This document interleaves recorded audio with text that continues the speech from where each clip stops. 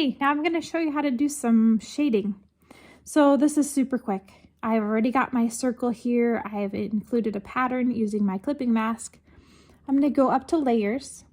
I'm going to merge that down. And I'm going to add another layer.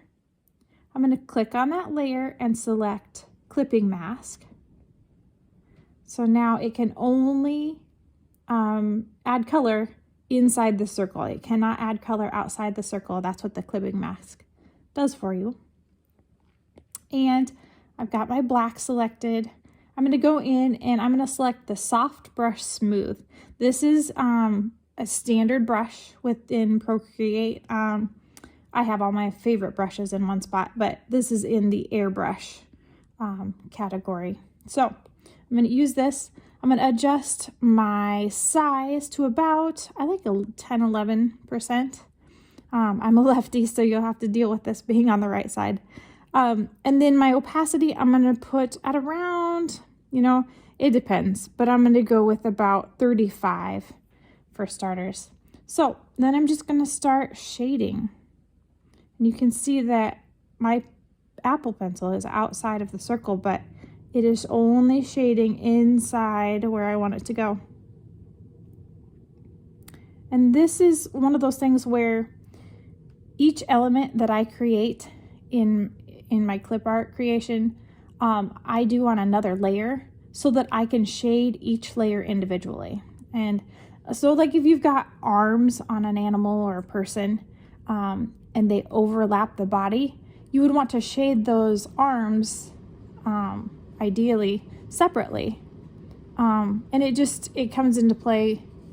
It just makes things easier that way. Okay, so maybe I want this a little darker. I'm just going to go over it again, or I can adjust my opacity to make it darker. Maybe I want it to shade a little more, so I can make my brush bigger. Then it shades more. Just depends on what you want. You can kind of play around. But this is like pro tip here, shading your designs kind of just gives them that pop, that realistic characteristic to it. You can go into white and maybe I'm going to do like a shine here in the middle. That doesn't look right, so obviously take it off. But so like maybe I want to make a shine. I'm going to reduce my size, up my opacity. Maybe I'll do like a little shine right there, or that's kind of specific, so I'm going to make it a little bigger.